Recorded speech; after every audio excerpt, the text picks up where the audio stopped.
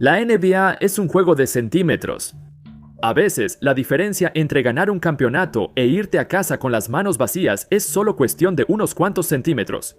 Sin embargo, esto también aplica fuera de la cancha. Si nuestro chico está ahí, apuesto a que te van a elegir. Apuesto a que te van a elegir. ¿Tú crees? Ha habido tantas decisiones e intercambios cuidadosamente planeados a lo largo de la historia de la NBA que crearon el panorama que todos conocemos hoy en día. Pero así como una canasta fallada, un tiro libre fallado o un tiro ganador fallado, estos equipos estuvieron a nada de crear una dinastía. Sin embargo, nunca sucedió, ya que los obstáculos más pequeños se interpusieron en su camino.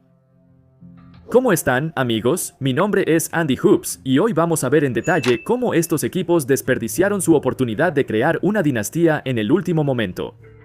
¿Y por qué estos equipos realmente pudieron haber dominado la liga si el más mínimo detalle les hubiera favorecido? Sin más preámbulo, comencemos.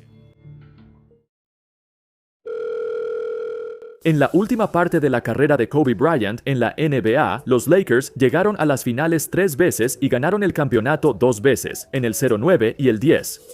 Por supuesto, todo eso es muy impresionante. Sin embargo, también estuvieron a punto de lograr algo aún más grande. Regresemos un poco a la temporada baja de 2007. Ese verano estuvo encabezado por los Boston Celtics, quienes sorprendieron a todos al realizar 2 intercambios para adquirir a los perennes All-Stars Kevin Garnett y Ray Allen, uniéndolos a Paul Pierce para crear este icónico gran trío de Boston. Sin embargo, ¿sabías que durante ese verano hubo muchas otras discusiones y rumores de intercambio alrededor de Kevin Garnett? En ese momento, los Timberwolves estaban perdiendo, y perdiendo mucho. A pesar de la intensa lealtad de Garnett a la franquicia, finalmente cedió y pidió un intercambio. Él quería una oportunidad real de pelear por el título. Así que 3 equipos estaban en la contienda: los Suns, los Lakers y los Celtics. Los Suns se retiraron de la puja por Garnett muy temprano, ya que los Wolves querían tanto a Amari Stoudemire como a Sean Marion a cambio, un trato con el que los Suns no se sentían cómodos. Los Lakers, sin embargo, estaban presionando con fuerza por Garnett, ya que creían, según Phil Jackson, que tenían un acuerdo de palabra con el dueño de los Wolves, Glenn Taylor. El intercambio propuesto se veía así: Lamar Odom y el joven de 19 años Andrew Bynum. Glenn Taylor declaró, cito, "Odom me daba un poco de miedo, pensé que Bynum iba a ser una estrella". Al final, quedaron los Lakers y Boston, y ambos dijeron, ¿cuánto quiere ganar Garnett? Y les dije cuánto quería ganar, y esos 2 equipos dijeron que lo harían. Así que parece que tanto los Lakers como los Celtics estuvieron compitiendo por KG hasta el último momento. ¿Qué fue exactamente lo que hizo que Garnett eligiera Boston en lugar de Los Ángeles? Bueno, fue una llamada telefónica, varias llamadas telefónicas. Según se informa, Garnett intentó llamar a Kobe, su amigo de toda la vida, para hablar sobre esta increíble oportunidad de jugar juntos. 2 chicos que salieron de la preparatoria y llegaron a la NBA casi al mismo tiempo. Ambos alcanzaron la cima del estrellato en la NBA y ambos tienen esa mentalidad asesina, dura e increíble que no se puede replicar. Sería una gran historia si estas 2 superestrellas se unieran para dar inicio a otra dinastía en Los Ángeles. Así que le llamó por teléfono.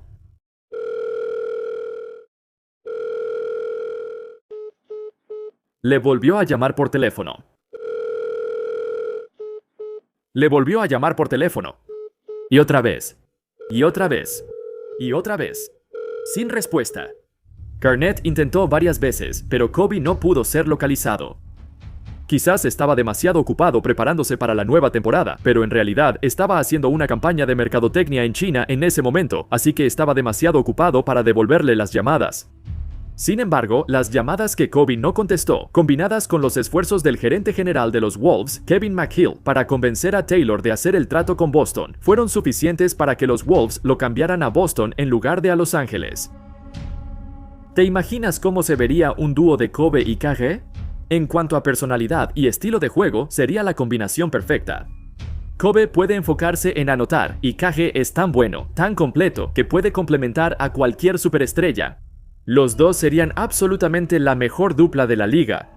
La anotación, la defensa, la creación de juego, la mentalidad asesina, las posibilidades serían infinitas. Por otro lado, si los Lakers consiguieran a Garnett, su plantilla se vería muy diferente. Ya no estarían Lamar Odom ni Andrew Bynum, pero todavía podría estar Paul Gasol, por quien los Lakers cambiaron a Kwame Brown. Así que tendrías un gran trío de Kobe, Calle y Pau Gasol.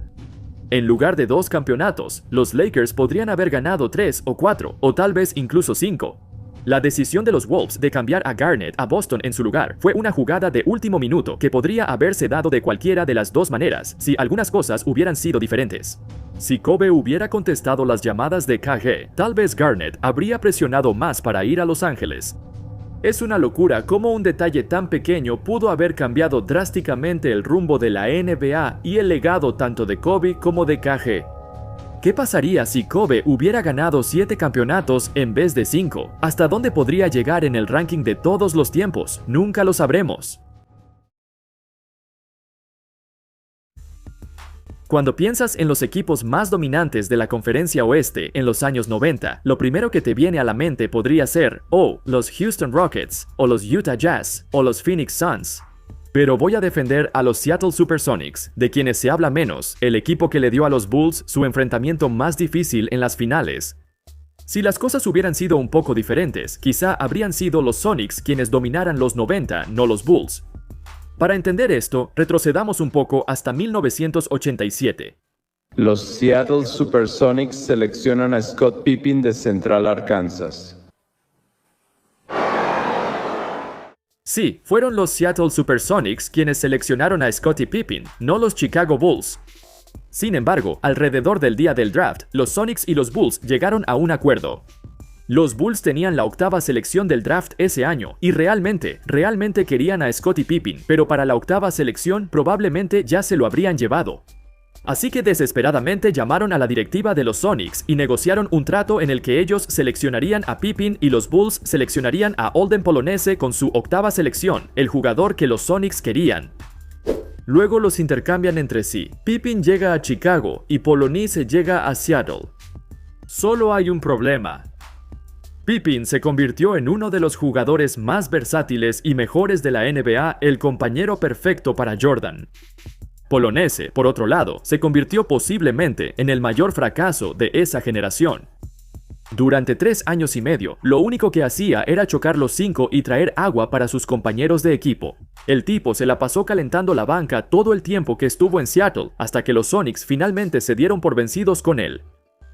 Lo curioso es que este intercambio estuvo a punto de no suceder. Dependía muchísimo de que muchas cosas salieran bien. De hecho, era poco probable que Pippen siquiera estuviera disponible en la 5ª selección. Si otro equipo lo hubiera seleccionado antes que los Sonics, este intercambio nunca habría sucedido y Pippen nunca habría ido a Chicago. Los Sonics también estuvieron pensando en su decisión durante mucho tiempo. Tomó un tiempo para que el intercambio se concretara, porque también pensaron en quedarse con Pippen. Siendo un equipo muy joven con mucha energía, podrían aprovechar a un alero hiperatlético que pudiera correr con ellos y cubrir sus carencias en defensa. En teoría, Pippen parecía encajar de manera fantástica en Seattle, pero el tamaño y la fuerza de Polonese les llamaron la atención. Finalmente, los Bulls presionaron mucho en las negociaciones e hicieron todo lo posible para convencer a los Sonics de seguir adelante con el trato. Ahora, imagina una década en la que, en lugar de tener al inútil Olden Polonese, los Sonics tuvieran un gran trío de Scottie Pippen, Gary Payton y Shawn Kemp. Quiero decir, incluso sin Scottie, ya ganaron como 63 o 64 juegos en la temporada regular. Él los pondría muy por encima del resto. Una de sus mayores debilidades en los 90 era la falta de un jugador grande defensivo en la posición de alero y un creador de juego secundario más confiable. Ambos problemas habrían sido resueltos por Pippen. Lo más importante es que, al quedarse con Pippen, habrían debilitado gravemente a los Chicago Bulls, y lo más probable es que no hubieran ganado 6 campeonatos. Los Sonics ya eran una fuerza dominante sin Pippen, pero si lo hubieran conservado, estuvieron a nada de crear su propia dinastía. ¿Quién sabe cuántos campeonatos podrían haber ganado? ¿Quién sabe las cosas increíbles que podrían haber logrado si tan solo se hubieran quedado con su propia selección del draft? En el verano del 2000, Tim Duncan era uno de los nombres más importantes de la agencia libre. Hoy en día, todos lo conocemos como una superestrella leal. Cuando era más joven, bueno, ese no siempre fue el caso. En el verano del 2000, un año después de que Duncan ganara su primer título de la NBA, consideró seriamente unirse a otro equipo. Su relación con Greg Popovich y la organización de los Spurs no era tan sólida como pensábamos. Hubo muchas ocasiones en las que Duncan simplemente se irritaba con Pop. Su estilo de entrenamiento, su personalidad dura, a veces era difícil de soportar, así que Duncan exploró otras opciones, una de las cuales fue el Orlando Magic. Esta historia fue contada y confirmada por Grant Hill, porque en ese momento, él y Tim Duncan estaban muy interesados en ir a Orlando, y ambos tenían el mismo agente. Según Hill, esto fue lo que sucedió. Yo estaba considerando a Nueva York, tenía un par de otras opciones que estaba considerando. Pero Tim, él quería estar en Orlando si llegaba a irse. Esta reunión entre Hill, Duncan, el entrenador de Orlando Doc Rivers y un par de personas más iba bastante bien. Hasta que la novia de Duncan le hizo una pregunta a Rivers. ¿Las esposas y novias pueden viajar en el avión del equipo? Rivers respondió, no lo permito. En ese entonces, la mayoría de los equipos no permitían que las parejas o familiares viajaran con ellos, pero los Spurs sí lo hacían. La novia de Duncan viajaba con el equipo en las giras de visitante, así que cuando ella escuchó que Orlando no iba a permitir eso, en ese momento todos supieron que Duncan no iba a ir a Orlando. Todo su lenguaje corporal cambió, de entusiasta a callado e inseguro. Honestamente, Doc debió haber mentido y decir que las novias, esposas, lo que sea, podían viajar con ellos, porque esta sola pregunta fue la diferencia entre que Duncan firmara con Orlando o regresara a San Antonio. Imagina lo diferente que sería el panorama de la NBA. Los Spurs no serían una dinastía sin Duncan. Mientras que el Magic, incluso si asumimos que Grant Hill aún se lesiona, un dúo de Tim Duncan y Tracy McGrady sin duda dominaría toda la conferencia este. Esto fue más o menos en la época en que el este era bastante débil, así que llegarían a las finales cada año sin mucho esfuerzo. Y ambos eran tan jóvenes, con todo su futuro por delante. De todas las oportunidades perdidas de Orlando a lo largo de las décadas, esta probablemente sea la más grande. No sé cuántos títulos podrían haber ganado, 2, 3, 4, tal vez incluso más. Lamentablemente, nunca estuvo destinado a suceder. De todos los momentos en la montaña rusa que ha sido la carrera como entrenador de Doc Rivers, este es, por mucho, su mayor error.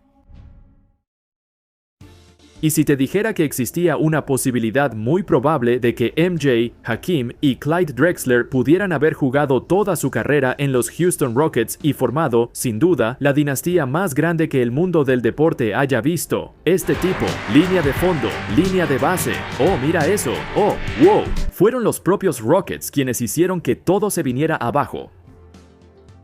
En los días previos a la legendaria clase del draft de 1984, hubo muchas negociaciones ocurriendo tras bambalinas.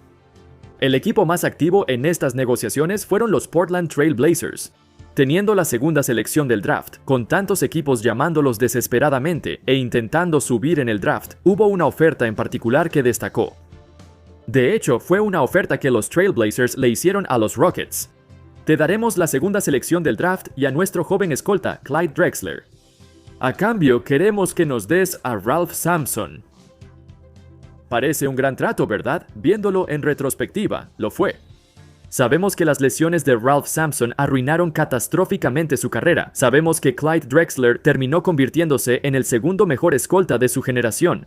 Sabíamos que Houston pudo haber usado esa segunda selección para elegir a Michael Jordan, quien eventualmente se convertiría en el mejor jugador de todos los tiempos. Es obvio que los Rockets debieron haber hecho este trato, viéndolo en retrospectiva. Pero en ese momento no estaba tan claro. Drexler acababa de terminar una temporada de novato poco impresionante, donde tuvo un papel muy secundario en su equipo. También existía la creencia en la liga de que, después de que se eligiera la primera selección, que fue Hakeem Olajuwon, nadie más después de él valía más que Ralph Sampson. Ese fue el razonamiento por el cual Houston rechazó el trato. Sampson era el novato del año vigente, que acababa de promediar 21 puntos y 11 rebotes y fue seleccionado para el equipo All-Star. Realmente daba la impresión de ser una superestrella comprobada de la franquicia. Básicamente, rechazar esta oferta tenía sentido, porque ya tenían la primera selección para elegir a Hakeem. Su alineación de las Torres Gemelas se convirtió en un dúo formidable antes de las lesiones de Samson. Los jóvenes Rockets incluso llegaron a las finales en apenas su segunda temporada juntos. Nadie predijo que Michael Jordan y, en menor medida, Clyde Drexler se convertirían en los jugadores que finalmente llegaron a ser.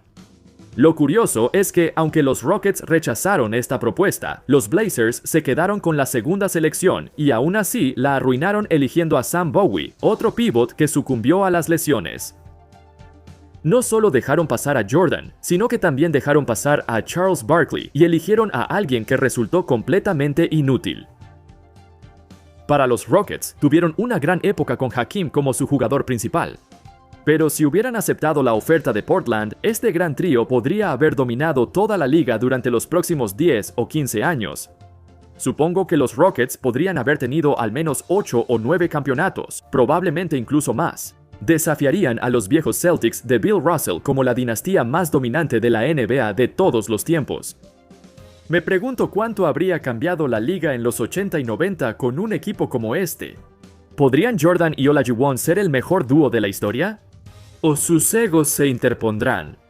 Si existe una realidad alterna donde los Rockets hacen el intercambio, llévenme a esa realidad ahora mismo, quiero verlo. ¿Qué tan ridícula puede llegar a ser realmente esta dinastía? Por más cerca que estuvo de suceder, nunca lo sabremos. Espero que hayan disfrutado el video. Muchas gracias a todos por verlo. Déjenme saber sus opiniones sobre otras dinastías que estuvieron a punto de formarse. Pero algo pequeño se interpuso y todo se vino abajo. Estuvieron a nada de lograr algo especial. Espero que hayan disfrutado este video. Y por supuesto, como siempre, nos vemos la próxima vez. Paz.